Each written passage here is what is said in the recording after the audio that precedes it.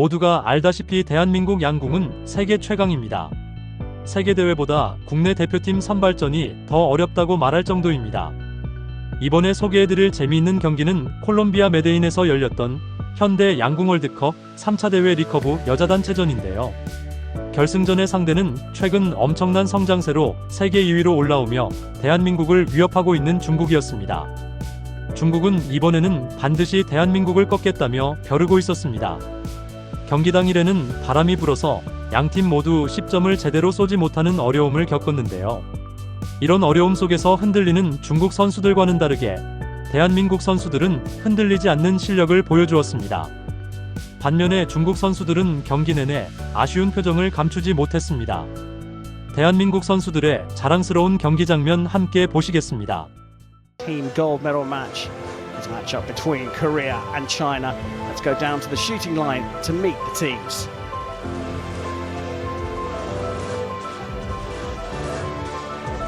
República de Corea, An-san.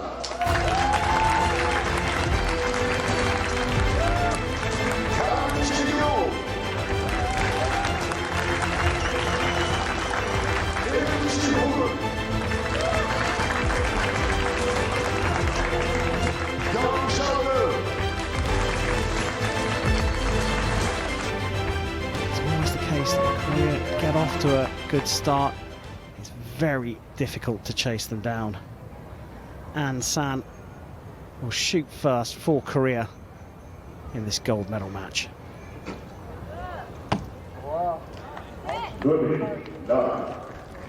Yeah, Ansan already has an imprint of her string on her face, and this is because obviously she has been on the practice range already shooting. And these first arrows are key to figure out, okay, is my sight setting gonna have to change, or can I just leave it where it is? So these first arrows in the match are always very important to see if you can get some kind of idea of the finals venue. Yeah, worth mentioning right at the top as well, Chef, that they're putting Lim, the sort of newbie to the team, in the third spot here. Yeah, she has already proved her worth though in the team when winning the previous stage in Shanghai, so it's not like she doesn't know what she's doing at all. So all to the left and a little bit of tinkering with the sight. Yeah, and China can use this information. They can look at the Korean team shooting those 3 arrows on the left and think, oh, we can adjust our sights to the left a little bit. They might have already, and what's difficult to judge is also, did the Korean team already move their sight from the practice range to the finals venue? So it's a bit of a gamble, but they could definitely use the information they got from looking at Korea. Well, lead starting with a 7, Wu following it up with a 9, dialing into the middle. This is Yang, the youngest member of the Chinese team at 22 years old.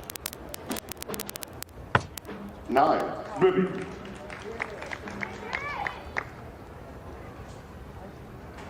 So we are yet to see a 10 in this gold medal match, but Korea had a really good group, so that means that I think they're gonna adjust really quickly and get some 10s in after this.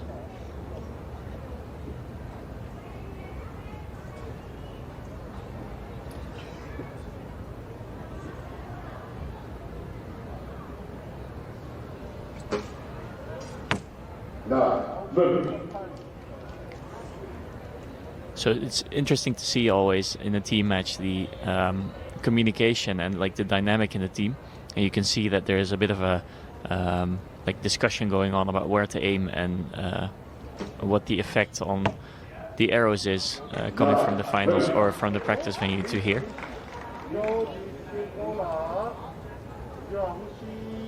Nothing in the middle yet. And 53 is a gettable target for the Chinese team.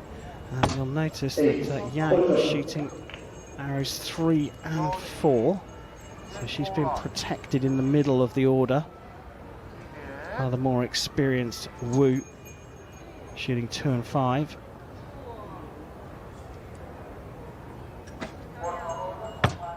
Nine, ready.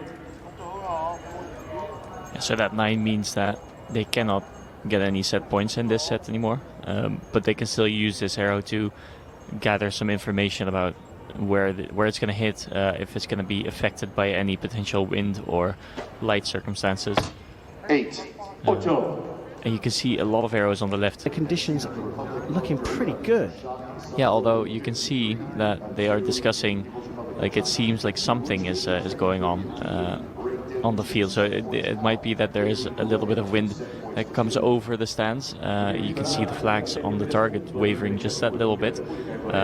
So it might be that they're thinking there's wind a couple meters up, so it's not reaching the windsock, but there is wind affecting the arrows. Put some pressure on the other team by and putting down a marker for your other two teammates. So, well, Korea leading 2-0 after the first set. And by virtue of trailing, it will be China to shoot first in set number 2. 10 en toda la línea. I've just had a little bit of a look around the venue, and the windsock is seemingly a little bit like blocked by the trees that are next to it. So it's not in the best position to judge the wind from. But you can definitely see that there's some wind if you look at the trees in the background. 10. So although we had a nice little shot of the windsock earlier where it was just hanging down as if there was no wind, I think there's more to this match than meets the eye. Yeah, and of course shooting over 70 metres here, so the wind conditions can change down the range, as Chef is clearly pointing out. It looks certainly like the Chinese team at least have adapted to those conditions. 29 out of a possible 30 through the first rotation.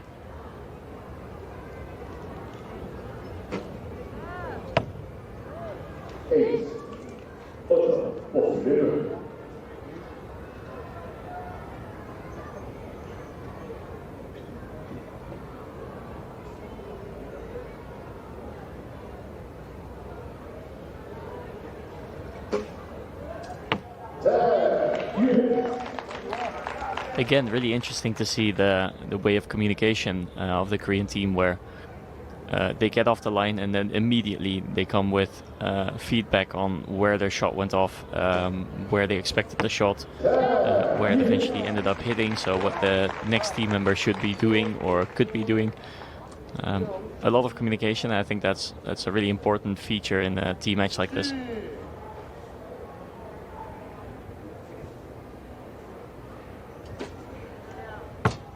8, 8.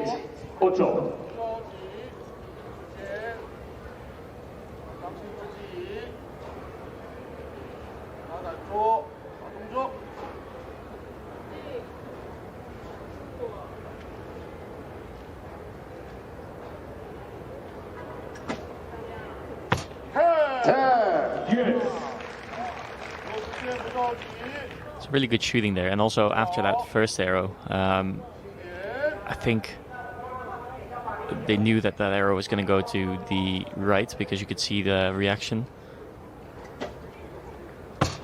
7, 7. That's a bit of an unfortunate 7. I think they did really well with the fifth arrow, not trying to adjust too much on an arrow of which they knew that was going to go to the right. 9, moving.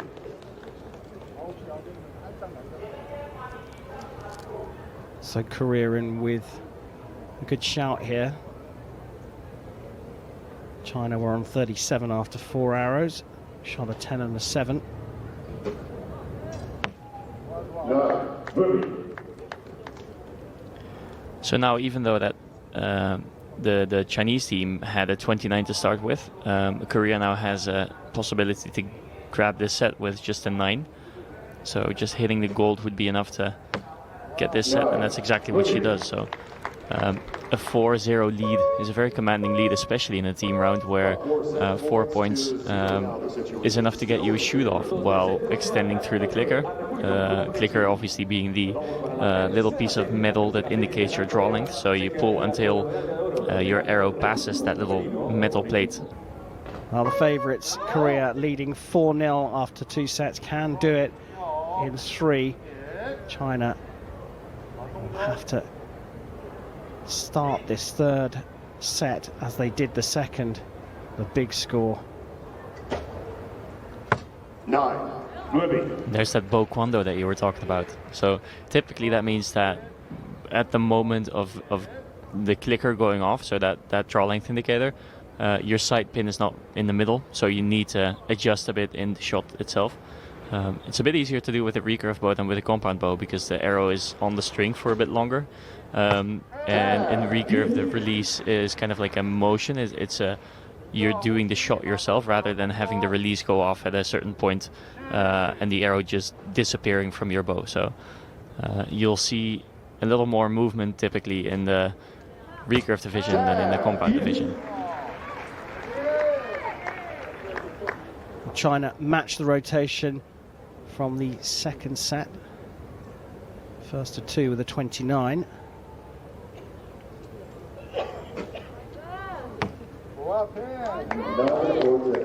I think that's it.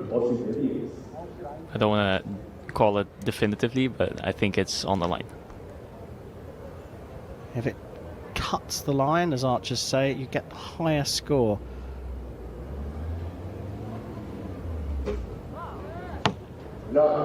Moving.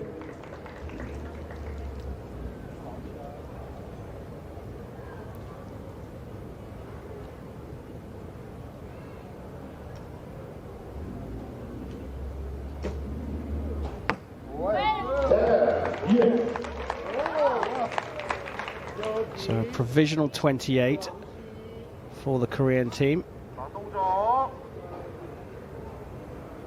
Chef thinks the 9 will get marked up to a 10, so got to work on the basis, certainly for China, that Korea are on 29, and an 8 is a replication of what Yang did in the second set with that fourth arrow. It was a really good angle to see why that arrow went low to the 8, because there was a bit of like a stumble at the moment of release, so some people would call it releasing forwards. And it's more so just not keeping tension in your, like not keeping back tension and not letting the fingers relax through the release, but rather opening your fingers.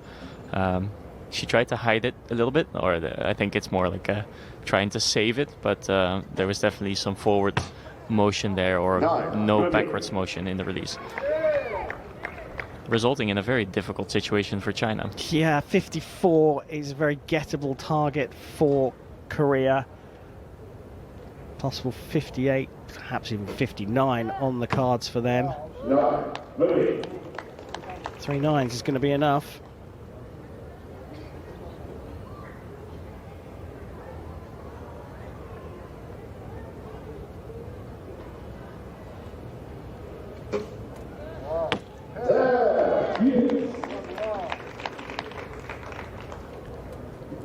So as the scorer implies, only a 7 is needed to win this match, and we've not seen them shoot outside of the 8 ring so far. Well, what a way to finish. A couple of 10s for a 57 provision. It could get marked up to a 58, and it does mean a guaranteed 6-0 win, and yet another recurve gold medal for Korea.